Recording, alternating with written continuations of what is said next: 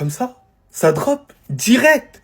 Choqué. Accord verbal entre Dayot Upamecano et le Real Madrid pour une arrivée libre l'année prochaine. Donc le PSG suivait aussi le joueur, mais je pense que c'est complètement mort. Et concernant Ibrahima Konaté, le Real Madrid le suit toujours, mais c'est plus la priorité. Les gars, je suis hyper content. Pourquoi? Parce que Dayot Upamecano fait partie des meilleurs défenseurs centrales au monde. Et que ça va nous faire du bien sur le plan de la relance, parce que c'est l'un des meilleurs relanceurs de cette planète. Il est à l'aise avec la balle, il panique pas. C'est ce qu'il nous faut du côté du Real Madrid. On en a vraiment besoin. Et c'est un défenseur qui sait défendre. Et que ça fait plaisir d'avoir les deux composants. Parce que j'ai l'impression, les défenseurs centraux d'aujourd'hui, t'es obligé de choisir entre la relance et savoir bien défendre. Alors que les deux choses sont hyper importantes. Et surtout le plan défensif. Parce que c'est passé énormément à la trappe. En espérant que le Real Madrid va aussi blinder aussi au milieu de terrain parce qu'on en a besoin. Mais défensivement, il faut ramener du Dayot Upamecano et pourquoi pas un autre défenseur central qui sera en capacité de concurrencer même nos titulaires. Je ne suis pas contre une venue d'Ibrahima Konaté en tout cas. Surtout que Ibrahima Konaté et Upamecano, ils sont parfaitement compatibles. Ils ont joué autrefois ensemble. Mais sinon en vrai, c'est à toi.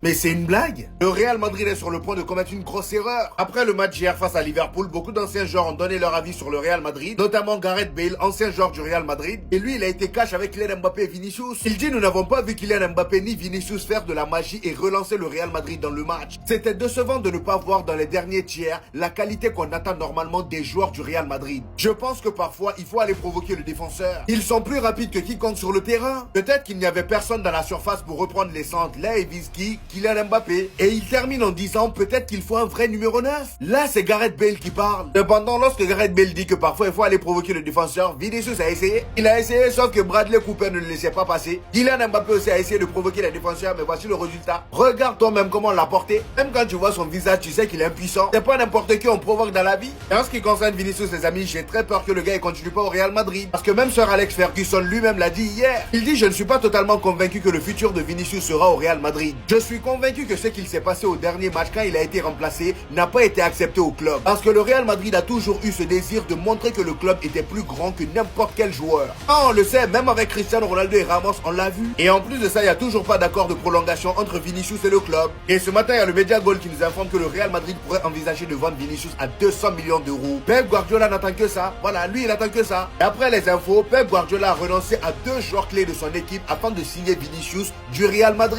Quand Courtois il va quitter le Real Madrid, nous on va pas finir en Europa League, on va finir en Conference League, tellement on est nul sans lui. Je sais pas si vous vous rendez compte, mais ça fait des années qu'il y a plein de gens qui croient que le Real Madrid, ils sont forts parce qu'ils gagnent des Ligues des Champions. Mais si on gagne des Ligues des Champions, c'est parce qu'on a celle dans les buts, frère. Guettez l'arrêt de psychopathe qu'il a fait en première mi-temps.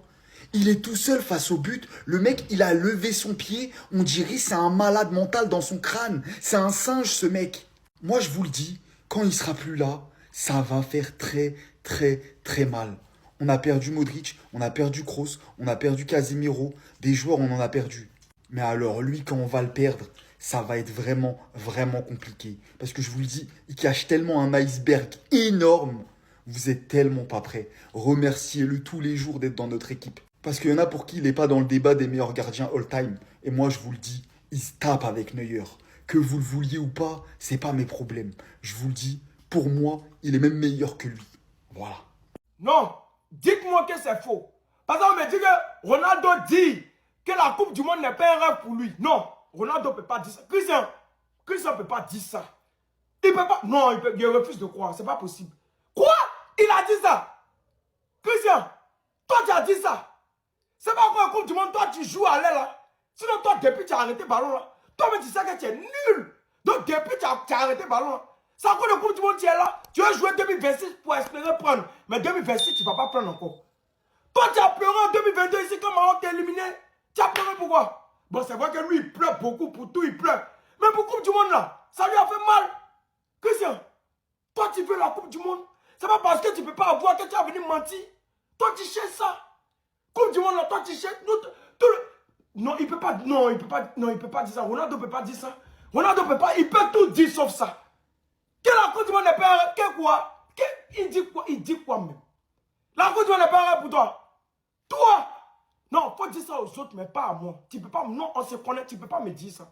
Tu peux... Alors là, aujourd'hui, on a vu la différence entre Première Ligue et Liga. On a vu la différence d'intensité entre Première Ligue et Liga. Heureusement que Thibaut Courtois était là, sinon j'imagine même pas le score qu'on se serait pris. C'est bien d'avoir un gardien monstrueux derrière qui fait des arrêts de taré. Au bout d'un moment, c'est pas un sorcier, il va pas te faire ces arrêts là pendant 90 minutes. Si toi tu fous rien devant, au bout d'un moment, ils vont réussir à marquer. Et c'est exactement ce qui s'est passé. McAllister sur un magnifique centre de Szoboszlai. Szoboszlai, ce gars-là m'a énervé aujourd'hui. Il m'a énervé. Je sais pas si Thibaut Courtois lui devait de l'argent, mais comment tu peux allumer un gardien comme ça du début jusqu'à la fin? Comment c'est possible? Finalement, vu qu'il s'est rendu compte que Thibaut Courtois n'allait pas le laisser marquer, il a fait la passe à son ami McAllister. Le gars, il a mis la tête et c'est rentré. Thibaut Courtois pouvait rien faire. Offensivement, aujourd'hui, c'est simple. On a vu flou. Déjà que l'axe était verrouillé, Kylian Mbappé c'était le néant. La preuve, il nous a refait la choré de Michael Jackson. Van Dijk et Konaté ne l'ont pas laissé respirer. Et c'est la deuxième fois qu'on le voit dans ce genre de position là face à eux. Et Vinicius lui-même, j'en parle pas. Bradley l'a verrouillé, je sais pas s'il est passé une seule fois. Jusqu'à la fin, Bradley récupérait toutes les balles. Là, on vient tout simplement de relancer Liverpool. Hein. Ils étaient pas bons du tout. Là, c'est l'équipe qui en voulait le plus qui a gagné. C'est pas l'équipe la plus en forme. On était plus en forme qu'eux. Du moins en Liga. Vous voyez maintenant, eux, ils ont l'habitude de ce genre d'intensité là. Car regardez comment ils nous ont pressés. Non. Franchement, merci Thibaut Courtois pour ce match de malade. Encore une fois, on peut dire qu'il nous a sauvés. Même si on a perdu, il nous a sauvés parce que là,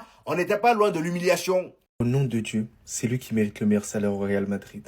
Les gars, le nombre de parades qu'il nous a fait là aujourd'hui, c'est trop. T'as vu déjà cette parade-là? Je me suis dit, mais en fait, c'est inhumain. De lever déjà cette jambe-là, d'avoir ce réflexe-là, c'est inhumain. La parade de Van Dijk, il était encore là. D'autres frappes de Szoboszlai, tu te dis, mais waouh, encore des arrêts, par-ci, par-là. S'il n'y a que 1-0 à la fin de ce match-là, c'est grâce à Thibaut Courtois. Merci Thibaut Courtois de nous avoir sauvés. Vous savez, Thibaut Courtois, au final, depuis des années, c'est le joueur le plus sous-coté au sein du Real Madrid. C'est le joueur le plus sous-coté, mais faut se le dire, les gars. Depuis, il nous sauve. Van Dijk, il a parlé au sujet de Courtois. Encore une nouvelle fois, il a dit qu'il était exceptionnel. Il a rappelé 2022. 2022, il a été incroyable. Il a battu d'ailleurs un record. Aujourd'hui, ils ont réussi à trouver la faille. Mais félicitations à Liverpool. Liverpool mérite à 100% sa victoire. Je crois durant tout le match, le Real Madrid, on a réussi à faire un tir cadré. Une seule situation, en tout cas dangereuse, c'est sur une frappe de Jude Bellingham et c'était en première mi-temps. La deuxième période, elle était catastrophique, mauvaise, nulle. Mais nulle. Mais on a énormément de travail à faire. Énormément de travail à faire, mais qu'est-ce qu'on est nul.